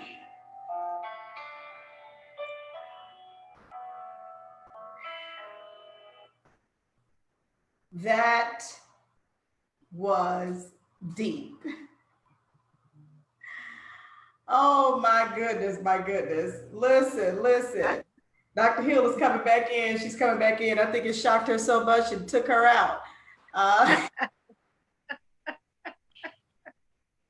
LP, that was deep. Yeah. He is always so on point. The Holy Spirit just walks him right on up in whatever we're doing and saying. He is just. And it just encapsulated everything we talked about. And he didn't even know all we were going to discuss on the day, what you were going to tell us. Woo. Okay. Yes, this was deep. All right. Again, guys, thank you so much for joining us on today. Dr. Hill, did you want to give me like maybe a minute wrap up? Did you want to tell us anything? Yeah, just 1 minute. Fruits and vegetables should not be cooked. They should not be steamed. They should not be microwaved. They should not be frozen. Fruits and vegetables should be eaten the way they grow out of the ground. No, if the fruit does not have a seed, if it's a seedless watermelon, a seedless orange, a seedless lemon, lime, so forth and so on, it is a GMO. It is genetically modified, and that altered gene, it will attach itself to your cells, your organs, and will cause them to malfunction. Eat real whole food. Love it. Guys, we got to take this in. We got to take it in. I think Amber's going to inbox you. She had a question about ice. Maybe she can, you can inbox Dr. Hill, Amber, and she can give you, or she can even go on this live feed and just answer your question there. In fact, I asked you, Dr. Hill, if you can go back through the live feed, if there was anything else that we did not ask on today outright, if you can respond to them, if you get a chance. So again, thank you guys for your support. Supporting Mind, Body, and Soul. I'm grateful. I'm going to get out of here, but on Monday, I had an awesome session with about 8 Black men, young Black men, and we talked about I fit the description. It was powerful. We're going to have a part 2 with it. Today's show was excellent. Thank you so much, Dr. Hill. I appreciate you and the information that you give. And we're going to take Thank you the for end. We're going to allowing do me. what we can do. And then on tomorrow, I need you guys to join me as well. Third show will be tomorrow this week for me. A&D conversation with my co-host Apostle Hunt. We are going to have our second round of millennial check-in. Millennial check-in. We have some great women that are going to come on tomorrow evening to talk with young millennial women. So watch out for our posts, our promos. They've already started sharing them. I'm going to make sure I share them as well. But meet us tomorrow night, 6 p.m. Central Standard Time on the A&D conversation page. If you have not liked it, please do so that you will get our alerts as well.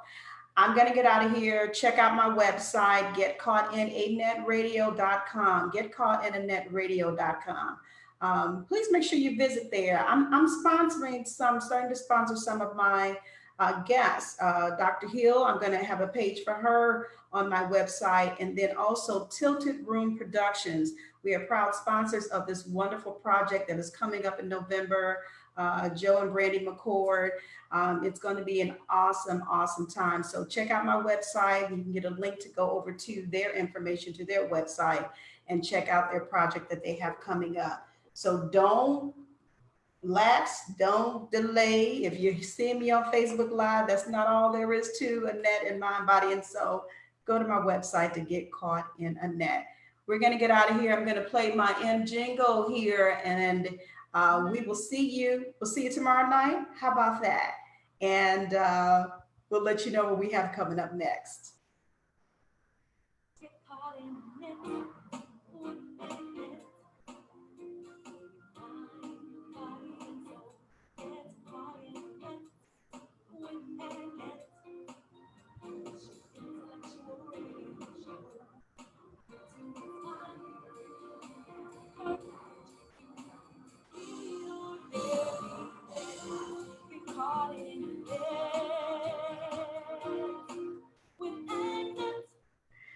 All right, guys, take care. Again, thank you so much for your time on today.